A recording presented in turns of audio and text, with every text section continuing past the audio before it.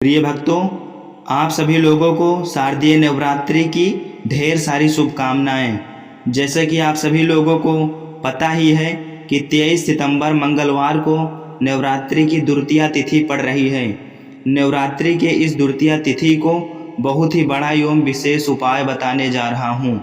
पूज्य गुरु जी ने प्रदीप मिश्रा जी ने बताया है कि नवरात्रि में आपको किसी भी दिन मौका लग जाए तो ये एक छोटा सा उपाय आपको अवश्य ही करना चाहिए। खासकर द्वितीया तिथि के दिन जो भी भक्त इस छोटे से उपाय को करेगा उसको उस फल की प्राप्ति होगी जिस फल का उस व्यक्ति ने कभी भी सपना भी ना देखा हो।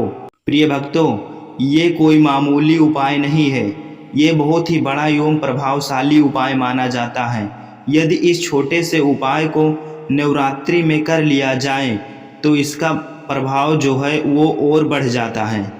पूज्य गुरु जी ने यह भी बताया है कि आपने बहुत सारा उपाय करके देख लिया, आपको फल की प्राप्ति न हो पा रही हो तो साल 2025 शारदीय नवरात्रि के पावन पर्व पर एक छोटा सा उपाय आपको अवश्य कर लेना चाहिए, क्योंकि इस उपाय का संयोग बहुत ही कम आता है। इस उपाय को करने के बाद आपके जीवन में चल रही समस्त कठिनाइयाँ परेशानियाँ सब मिट जाने वाली हैं। आपके जितने भी शत्रु हैं, वो कितने भी बड़े शत्रु क्यों ना हो, वो आपके घुटने टेक देंगे इस नवरात्रि के बाद। यदि आपके घर में पैसा नहीं टिकता, लगातार जो पैसे आ रहे हैं वो खर्च हो जा रहे हैं, पैसे का टिकाव आपके घर में नहीं हो पा रहा है, लगातार पैसे की समस्याएं बन रही हैं आपके घर में, तो इस नवरात्रि में एक छोटा सा उपाय करने के बाद आपके जीवन में इतना पैसा आएगा कि संभाले नहीं संभलेगा। प्रिय भक्तों, नवरात्रि में किया गया उपाय बंद किस्मत का चाबी माना जाता है। पूज्य गुरु जी ने बताया है कि नवरात्रि में हमें क्या खाना है, क्या नहीं खाना है। प्रिय भक्तों, नवरात्रि में औरतों को क्या करना चाहिए, क्या नहीं करना चाहिए, और नवरात्रि में जो भी औरतें व्रत रख रही हैं उनको व्रत कब खोलना चाहिए, संपूर्ण जानकारी गुरु जी हमारे इस वीडियो में दिए हैं। नवरात्रि में हमें कौन सा उपाय करना है जिससे हमें अच्छा खासा फल की प्राप्ति हो पाए, और उपाय को घर का कौन सा सदस्य कर सकता है, और इस उपाय को घर में कौन सा सदस्य किस समय कर सकता है, संपूर्ण जानकारी गुरु जी के माध्यम से प्राप्त करते हैं। देखिए, यह इस नवरात्रि महीने के मंगलवार के दिन यह इतना खास होता है, इतना महत्वपूर्ण होता है। देखा गया है कभी कभी बड़े बड़े पूजा पाठ अनुष्ठान से जो मनोकामना पूर्ण नहीं होते, वो इस नवरात्रि महीने के मंगलवार के दिन एक छोटे से उपाय करने से ही आपकी मनोकामना पूर्ण हो जाती है। और बहुत सारे लोगों ने इस उपाय को किया भी है और उनको इस उपाय को करने का फल भी जरूर मिला है। अगर आप लोग भी इस उपाय को मंगलवार द्वितीया के दिन करना चाहते हैं तो आप इस उपाय को पहले अच्छे से समझ लेना, सुन लेना, उसके बाद करना। आपको इस उपाय का फल जरूर मिलेगा। और इस उपाय को कर लेने से आपके घर में चाहे किसी भी प्रकार की दुख और समस्या क्यों ना चल रही हो, आपको उसका कारण भी नहीं पता है कि भाई यह समस्या किस कारण से चल रही है। उसका कुछ भी कारण हो सकता है, जैसे पितृ दोष हो सकता है या किसी भी तरह का मंगल दोष भी हो सकता है। तो इस दिन आप लोगों को यह वाला उपाय कर लेना है। यह एक ऐसा उपाय है जिस उपाय को अगर किसी विशेष दिन पर किया जाए तो भाई उस विशेष दिन का जो है वह तो हमें मिलता ही मिलता है, पर हमने उस दिन पर इस उपाय को किया है तो हमें उससे भी बड़ा फल मिलता है, और फल बहुत जल्दी मिलता है, क्योंकि आप इस उपाय को बहुत ही बड़े और विशेष दिन पर कर रहे हो। तो चलिए अब उपाय के बारे में बात करते हैं, लेकिन उससे पहले आप लोगों को यह जानना आवश्यक है कि आखिर ये उपाय किस समय करना है, किसको करना है और कैसे करना है। तो चलिए हम आगे आपको वीडियो में एक एक करके बता देते हैं, लेकिन उससे पहले अगर आप लोग हमारे चैनल पर नए हैं तो हमारे चैनल को सब्सक्राइब कर लेना और इस वीडियो को लाइक करके कमेंट बॉक्स में श्री शिवाय नमस्तुभ्यम ओम नमः शिवाय जरूर टाइप कर देना। और अपने फायदे के लिए, गरीबी दूर करने के लिए इस वीडियो को पूरा देख कर जाना, तभी आपको लाभ की प्राप्ति होगी। यदि आज आपने वीडियो को बीच बीच में से देखा, काट काट कर देखा, तो आपको जीवन में कभी सफलता हासिल भी नहीं होगी। तो दोस्तों, इस 11 गेहूं के दाने वाले उपाय को हमें इस मंगलवार के दिन कैसे करना है, किसको करना है, किस समय करना है और कहां पर करना है, ये सारे सवालों के जवाब आपको इस वीडियो में मिल जाएंगे। और जो ये वीडियो देखेगा भाई, उसको 11 गेहूं के दाने वाला उपाय जरूर करना चाहिए, क्योंकि इस दिन एक गेहूं के दाने का भी बहुत ही बड़ा और विशेष महत्व होता है। और जब बात आ जाए 11 गेहूं के दाने की, तो ये सोने पे सुहागा वाली बात हो जाती है। और ये एक बहुत ही बड़ा उपाय हो जाता है इस मंगलवार नवरात्रि द्वितीया तिथि का। अब हम समझते हैं इस वाले उपाय को हमें करना किस समय है। इस 11 गेहूं के दाने वाले उपाय को हमें इस मंगलवार के दिन करना किस समय है, तो देखिए इस उपाय को करने का जो समय है वह सुबह का समय है और शाम का समय भी है।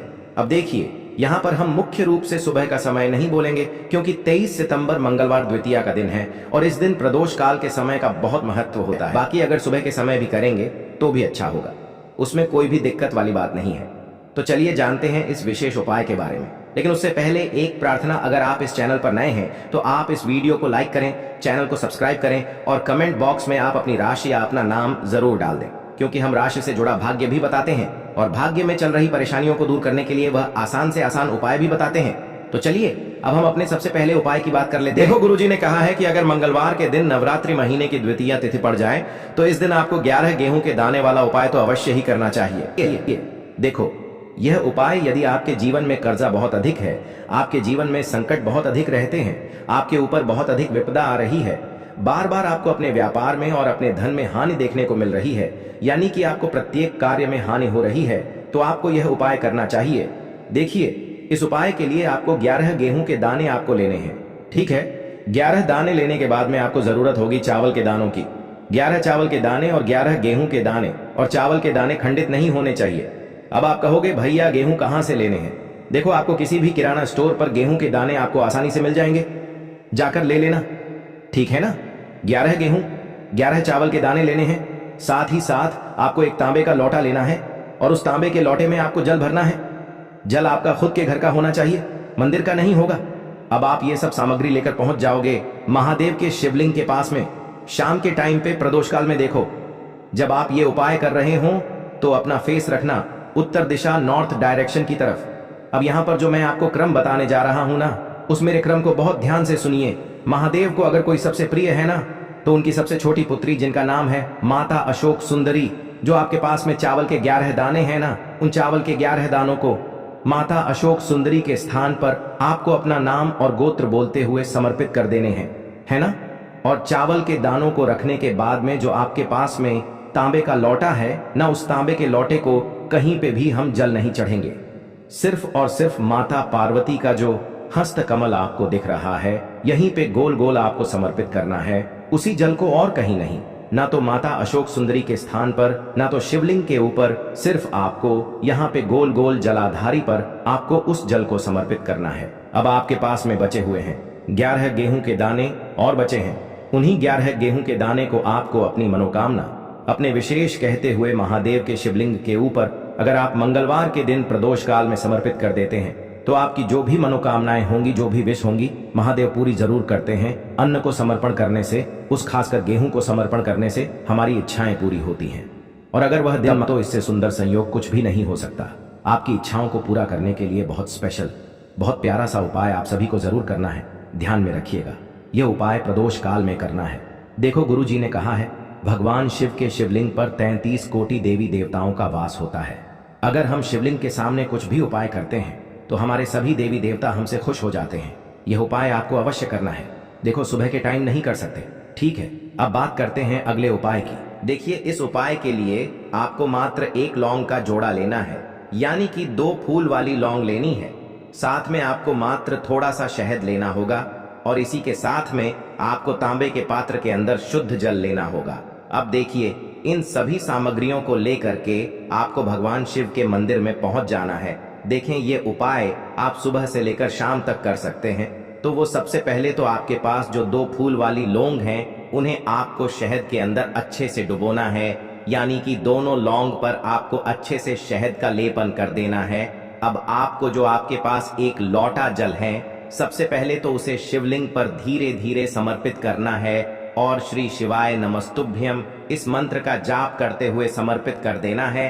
अब आपके पास जो 2 फूल वाली लौंग है, शहद से उसे आपको शिवलिंग पर अर्पित करना है और आपको प्रार्थना करनी है कि जीवन में जो रोग की स्थिति है वे समाप्त हो, जीवन के जो संकट और समस्याएं हैं वह सभी समाप्त हो, जीवन से जो कर्ज की समस्या है वह समाप्त हो। इस प्रकार से प्रार्थना करते हुए यह जो 2 फूल वाली लौंग ही शहद संयुक्त, इससे आपको शिवलिंग पर अर्पित कर देनी है। आपकी जो भी समस्या होगी इस मंगलवार के दिन अवश्य ही समाप्त हो जाएगी। तो इस प्रकार से आपको पहला उपाय करना है। अब हम बात कर लेते हैं दूसरे उपाय के बारे में। देखो, यह उपाय आपके लिए सर्वश्रेष्ठ होने वाला है। देखिए, इस उपाय के लिए आपको मात्र 5 हरे मूंग के दाने आपको साबुत लेने हैं, खंडित नहीं होने चाहिए। इस बात का ध्यान रखें। और इसी के साथ मैं आपको एक तांबे के पात्र के अंदर अपने घर से शुद्ध जल ले लेना है। अब दोस्तों, इन सभी सामग्रियों को लेकर के आपको सीधे पहुंच जाना है भगवान शिव के मंदिर में। देखिए, इस उपाय को भी आप सुबह भी कर सकते हैं और शाम के समय में भी कर सकते हैं। देखिए, भगवान शिव के मंदिर में पहुंचने के बाद आपके पास जो 5 हरे मूंग हैं, उनमें से पहला जो हरा मूंग है, आपको शिवलिंग के सामने जो नंदी महाराज होते हैं और उनका जो पैर उठा हुआ होता है, वहां पर आपको पहला हरा मूंग समर्पित कर देना है और आपको ओम नमः शिवाय इस मंत्र का जाप कर लेना है। फिर आपको दूसरा हरा मूंग लेना है और शिवलिंग पर जो श्री गणेश जी वाला स्थान होता है, वहां पर आपको यह दूसरा हरा मूंग समर्पित कर देना है। यानी कि शिवलिंग के सीधे तरफ आपको ये दूसरा हरा मूंग समर्पित करना है और फिर आपको ओम नम शिवाय या फिर श्री गणेशाय नम इस मंत्र का जाप कर लेना है। तीसरा हरा मूंग का दान आपको भगवान शिव की सबसे प्रिय पुत्री माता अशोक सुंदरी वाले स्थान पर समर्पित करना होगा। शिवलिंग की जो जलाधारी होती है, जहां से जल बह करके आता है, उसी जलाधारी के बीच में जो कहीं कहीं उठी हुई लाइन होती है सांप की आकृति के रूप में, वहीं पर आपको तीसरा हरा मूंग समर्पित करना है और फिर आपको ओम नमः शिवाय इस मंत्र का जाप कर लेना है। अब दोस्तों, चौथा जो हरा मूंग है, उसे आपको भगवान कार्तिकेय जी का जो स्थान होता है शिवलिंग पर, वहां पर आपको ये चौथा हरा मूंग का दाना समर्पित कर देना है और आपको ओम नमः शिवाय इस मंत्र का जाप कर लेना है। अब दोस्तों, आपके पास जो 5वां और अंतिम हरा मूंग बचा हुआ है, उससे आपको उससे जल के पात्र के अंदर डाल देना है और इस हरे मूंग से युक्त जल से आपको भगवान शिव के शिवलिंग का अभिषेक कर देना है। जल आपको बिल्कुल धीरे धीरे समर्पित करते जाना है और लगातार आपको शिव महापुराण के मूल मंत्र श्री शिवाय नमस्तुभ्यम इस मंत्र का जाप करते रहना है। फिर आपको शिवलिंग के सामने बैठकर, यदि आप अपने बच्चों के लिए ये उपाय कर रहे हैं, यदि आप अपने बच्चों की बुद्धि ज्ञान और विवेक के लिए उपाय कर रहे हैं, तो उसके लिए आपको प्रार्थना कर लेनी है। या फिर व्यापार में वृद्धि करने के लिए ये उपाय कर रहे हैं, तो उसकी कामना करते हुए आपको प्रार्थना कर लेनी है। या फिर अपनी नौकरी के लिए कर रहे हैं, या फिर अपने इंटरव्यू के लिए, या फिर धन की प्राप्ति के लिए कर रहे हैं, जिस भी कामना के लिए आप उपाय कर रहे हैं, उसे परिपूर्ण करने के लिए आपको महादेव से प्रार्थना कर लेनी है और फिर आपको वापस अपने घर आ जाना है। पूज्य गुरु जी ने कहा है कि जो भी व्यक्ति इस उपाय को कर लेता है, तो यकीन मानिए आपके जीवन की जो सारे संकट, कष्ट और बाधाएं ही वो सभी समाप्त होंगे। अब हम बात करते हैं अगले उपाय की। इस उपाय के लिए आपको एक दीपक लेना है।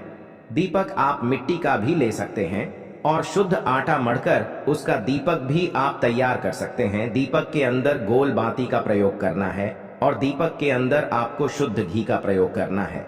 इसी के साथ मैं आपको मात्र एक फूल वाली लौंग लेनी होगी।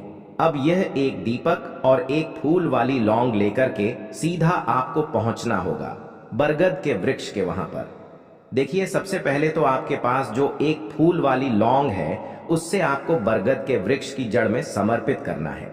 देखिए, अगर आपके जीवन में कोई भी बड़ा संकट आने वाला है, कोई भी बड़ा कष्ट आने वाला है, तो वह इस उपाय के माध्यम से दूर होने वाला है। महादेव की विशेष कृपा रहेगी कि जो भी संकट आपके जीवन में आने वाला होगा, वह भी दूर हो जाएगा। तो आपको एक लौंग समर्पित करनी है बरगद के वृक्ष की जड़ में और वहीं पर आपको जो है गोल बाती वाला दीपक जो आप लेकर के गए हैं, उससे भी वहां पर प्रज्वलित कर देना है। वटकेश्वर महादेव का स्मरण करते हुए देखिए, जब भी आपको जीवन में इस साल लगने लगे कि आपके जीवन में कुछ भी अच्छा नहीं चल रहा है, तब भी आप कोई उपाय करना है, तो इस प्रकार से आपको ये उपाय करना है। अब हम जान लेते हैं चौथे विशेष उपाय के बारे में। देखें, यदि आपके विवाह में, शादी में कोई भी समस्या आ रही है, यदि आपका जो कर्ज है वह दिन पर दिन बढ़ते ही जा रहा है, तो आपको ये चमत्कारी उपाय करना चाहिए। कोई भी समस्या अगर जीवन में है तो उसे दूर करने के लिए आप कोई उपाय करना चाहिए। मंगल दोष से जुड़ी हुई समस्या भी है तब भी आपको ये उपाय करना चाहिए। देखिए, इस उपाय के लिए आपको एक तांबे के पात्र के अंदर अपने घर से शुद्ध जल लेना है और इसी के साथ में आपको एक चुटकी लाल चंदन लेना होगा। अब आपको क्या करना है कि जो लाल चंदन आपने लिया है उसे आपको उससे जल के पात्र के अंदर डाल देना है और ये जल्द जो है आपको लाल चंदन से युक्त तैयार कर लेना है। और ये लाल चंदन से युक्त जल आपको भगवान शिव के मंदिर में लेकर के पहुंचना है। लेकिन ये उपाय भी आप सुबह से लेकर के शाम तक कर सकते हैं। अब दोस्तों, ये जो लाल चंदन से युक्त जल है इससे आपको भगवान शिव के शिवलिंग पर धीरे धीरे अर्पित कर देना है और आपको लगातार श्री शिवाय नमस्तुभ्यम इस मंत्र का जाप करते रहना है। देखिए, यदि आपके जीवन में विवाह से जुड़ी समस्या चल रही है तो आपको मंगलेश्वर महादेव का स्मरण करना है और जीवन में अधिक कर्ज की समस्या है तो आपको आरण मुक्तेश्वर महादेव का स्मरण करना है। देखना, एक दिन आपकी सब तरह की समस्या जल्दी ही समाप्त हो जाएगी। तो इस प्रकार से आपको ये चौथा उपाय करना है। अब हम जान लेते हैं अंतिम और पांचवें उपाय के बारे में। देखिए, मंगलवार का दिन है और हनुमान जी भगवान शिव के रुद्र अवतार हैं तो यह उपाय और भी खास हो जाता है। तो ये जो उपाय है विशेषकर आपको हनुमान जी के वहां पर ही करना होगा। देखिए, जब भी आपको ऐसा लगने लगे कि आपके जीवन में जो कर्ज है वह समाप्त ही नहीं हो पा रहा है, दिन प्रतिदिन बढ़ते ही जा रहा है, कष्ट जो है वह दिन प्रतिदिन बढ़ते ही जा रहे हैं, कष्ट जो है वह समाप्त ही नहीं हो पा रही है, यानी कि जीवन में जब भी कोई विपदा आती है, संकट आता है तो हमें संकट मोचन हनुमान जी के मंदिर में जाना चाहिए। लेकिन यह उपाय बहुत ही खास है। इस उपाय के लिए आपको एक चौमुख दीपक तैयार करना होगा। आपको एक दीपक लेना है, दीपक के अंदर 4 बातियां लगानी है। देखो, बाती के लिए आपको मोली वाला धागा आता है कलावा का, उसकी भी बना सकते हैं या फिर आप सफेद रुई की जो बत्तियां हैं उन्हें भी बना सकते हैं। अब आपको लेना है एक कटोरी सरसों का तेल और अब इस दीपक के अंदर या तो आपको चमेली का तेल डालना है या फिर जो आपने एक कटोरी सरसों का तेल लिया है उसमें आपको सरसों का तेल डालना है और इसी के साथ में आपको मात्र एक फूल वाली लौंग भी लेनी है। देखिए, अब जो ये दीपक है और लौंग है, इन दोनों का आपको हनुमान जी के मंदिर में लेकर के पहुंचना है। अब सबसे पहले तो ये जो चौमुखी दीपक है इसे आपको हनुमान जी के सामने प्रज्वलित करना है।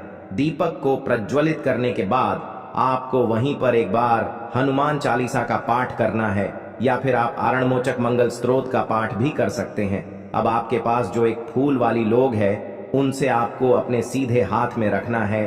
आपको प्रार्थना करनी है हनुमान जी से कि जीवन की जो भी संकट है, विपदा है, वो सभी आपकी कृपा से दूर हो। और ये जो एक लौंग है इससे भी आपको उससे चौमुखी दीपक के अंदर डाल देनी है और अपनी मनोकामना बोल देना है। गुरु जी कहते हैं कि कुछ दिनों में ही आपकी सब मनोकामना पूरी हो जाएगी। तो इस प्रकार से ये सुंदर सा और सरल सा उपाय करना है। बात कर लेते हैं जो कि है तुलसी जी के पत्तों का बहुत ही चमत्कारिक उपाय। देखिए, हम सभी के घरों में माता तुलसी का पौधा अवश्य ही होता है। तो देखिए, हमें तुलसी जी के पौधे से सबसे पहले तो 3 पत्ते तोड़ने हैं। तो देखिए, तुलसी जी के आपको 3 पत्ते तोड़ लेने हैं और इन तुलसी जी के पत्तों को तोड़ने के बाद आपको एक छुटकी हल्दी भी अपने साथ में लेनी है। हल्दी के अंदर आपको जल मिलाकर के पेस्ट के रूप में तैयार करना है और इसी के साथ में आपको एक दीपक भी लेना होगा। दीपक आप मिट्टी का भी ले सकते हैं, आटे का भी ले सकते हैं और इस दीपक में आपको शुद्ध घी डाल करके इसमें आपको लंबी रुखी बाती का प्रयोग करना है। देखिए दोस्तों, आपके पास है 3 तुलसी जी के पत्ते।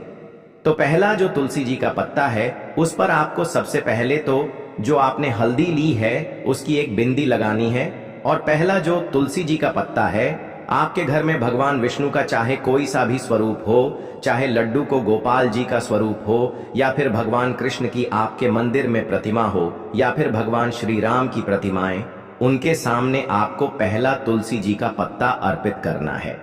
अब देखिए दोस्तों, आपके पास जो 2 तुलसी जी के